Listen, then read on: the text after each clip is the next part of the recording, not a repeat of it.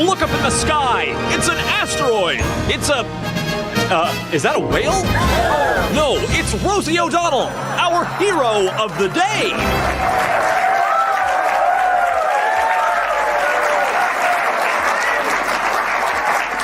Wherever Rosie O'Donnell's gone, she's probably eating a leprechaun.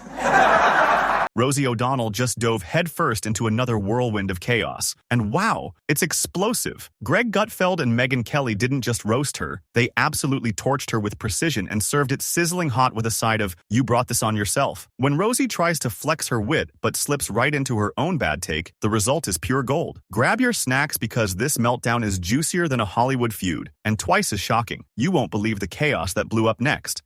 She's our hero of the day for leaving America if Trump won and relocating to Ireland, where she's still not funny. So many celebs say they're going to do it but never do. But does she have any regrets?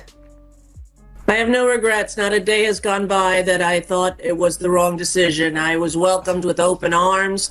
I knew after reading Project 2025 that if Trump got in, it was time for me and my non-binary child to leave the country.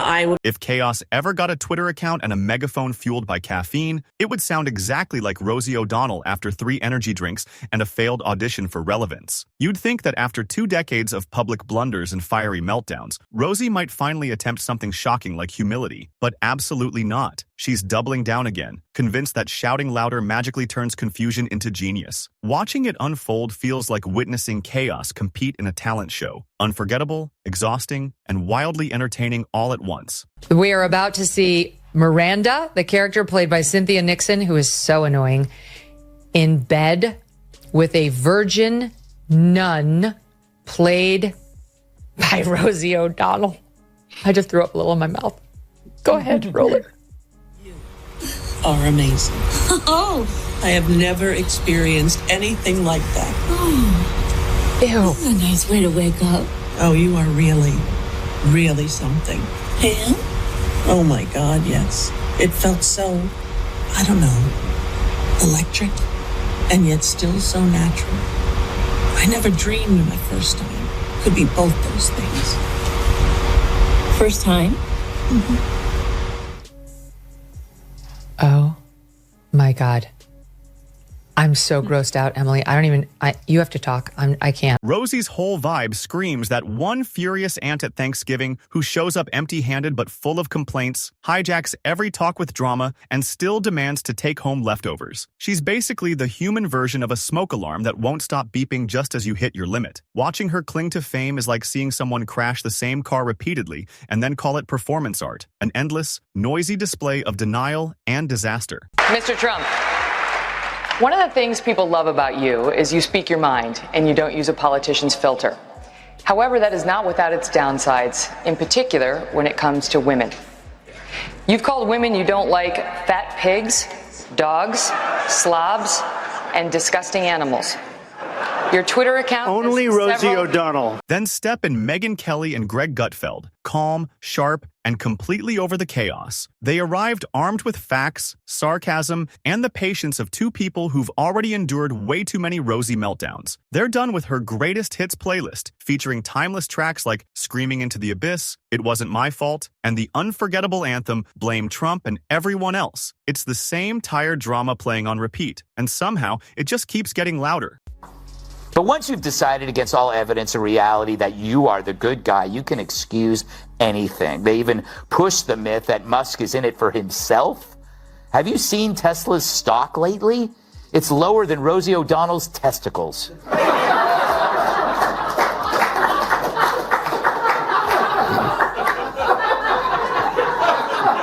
Slow. When Megan Kelly decides to strike, she doesn't just respond. She dismantles with style and precision. It's like watching a lion escort a raccoon who insists it's giving a motivational speech. Megan didn't see a commentator or comedian in Rosie. She saw a walking cautionary tale in mismatched shoes. And Gutfeld, he came in like a teacher who's lost all patience. One glance at Rosie's latest thought, and he said, "Nope, not today, Piglet." His reaction summed up every normal person just trying to enjoy coffee before Rosie storms online again. again. Rosie O'Donnell has turned talk shows into emotional hostage situations. Her time on The View felt more like chaotic therapy, led by someone who mistakes volume for authority. Every segment spiraled into a dramatic monologue where logic got lost and self-awareness never showed up.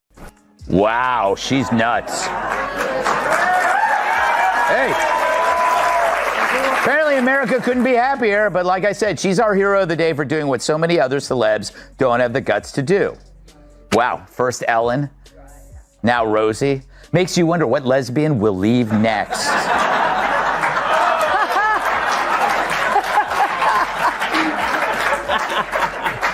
Julie,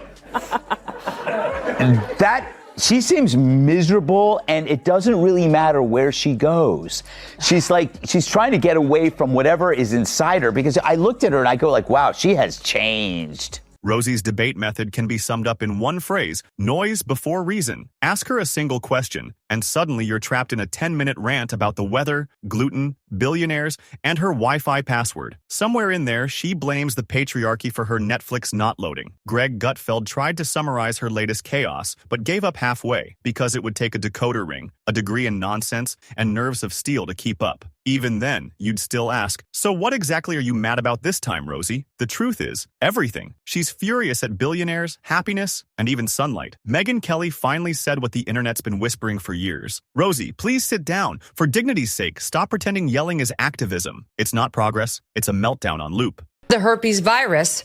I'm sorry, Exhibit A. Here is Rosie O'Donnell bitching and moaning about her favorite person, Donald Trump. I think this is before she moved. I can't keep track of where she's living in the world to avoid him. Watch. Well, hey, everybody, it's Friday all day, as my Nana would say. And look what I have on my lip. Everybody's been saying, you have herpes all this time, and I never had a cold sore in my life. And now I have a cold sore. And it makes me think that perhaps this weird pimple that had a tiny little head was a cold sore too.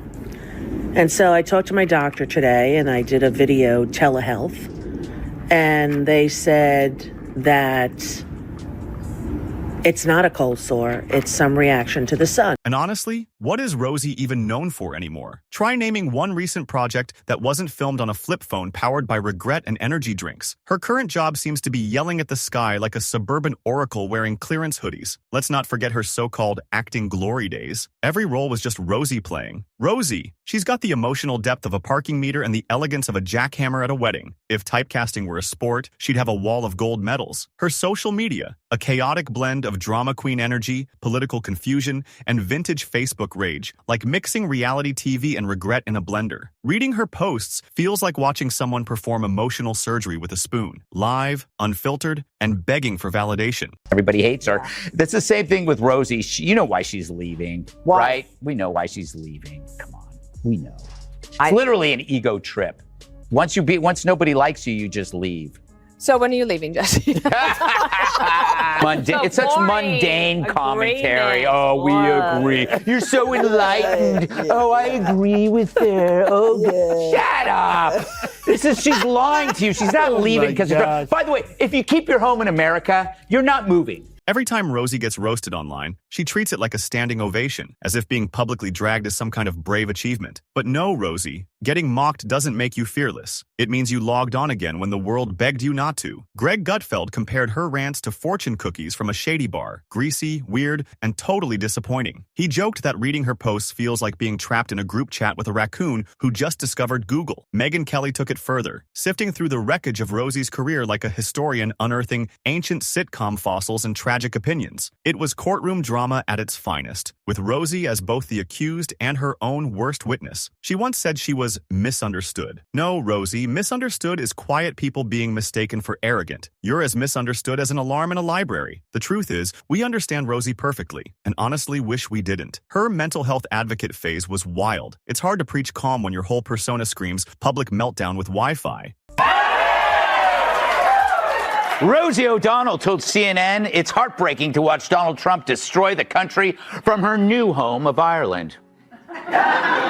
Meanwhile, Ireland told CNN it's heartbreaking that there's not enough Guinness to make Rosie O'Donnell look pretty.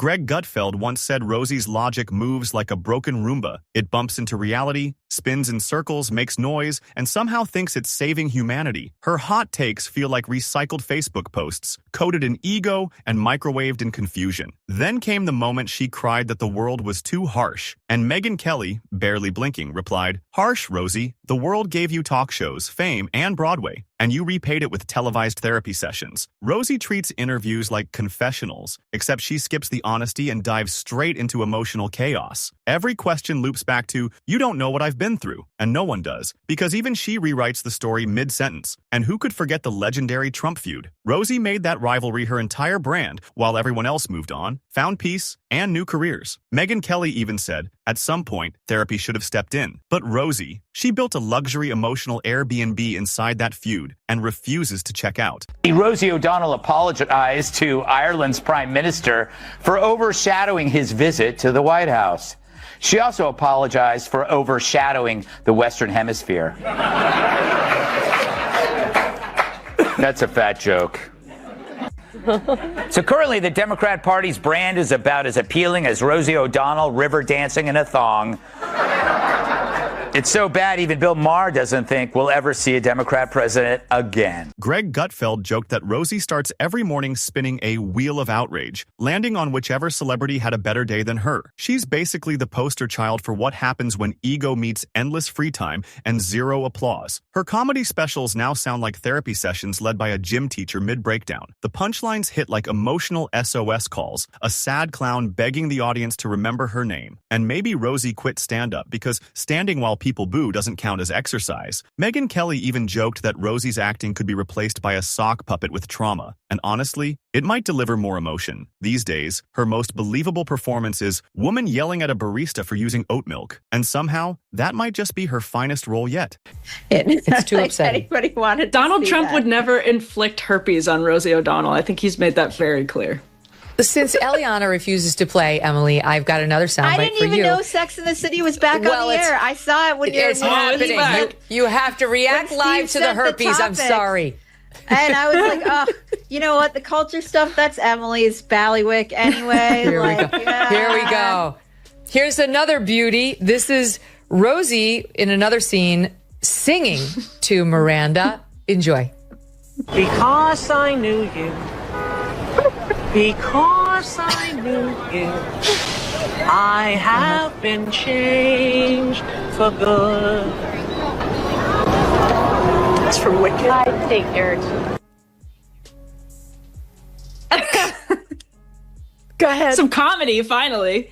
Finally, Rosie O'Donnell is back with comedy. Rosie once tried hosting a panel on climate change and somehow turned it into a teary rant about her broken AC and emotional chaos. Somewhere, Greta Thunberg probably sighed in Swedish. Please make her stop. Rosie thinks she's a fearless truth teller, but if truth could file a restraining order, it definitely would. Her facts sound like late-night pillow rants that somehow become public speeches. She's basically Alex Jones in sweatpants, performing under stage lights. Greg Gutfeld didn't hold back. He said her political takes are like spoiled milk, still sitting there, still stinking, still ruining everything around it. Rosie debates by shouting, "Shut up," louder than anyone else. More wrestling match than discussion. Minus the skill or grace. Megan Kelly said watching Rosie argue politics is like seeing a cat try to bark. Weirdly fascinating but deeply unsettling. Now she's reduced to awkward live streams, glowing like a haunted lamp, wondering why no one books her anymore. Rosie, you can't scream your way back to fame. You already had the spotlight, the platform, and the power. And you dropped it like a Thanksgiving turkey launched by a blindfolded linebacker.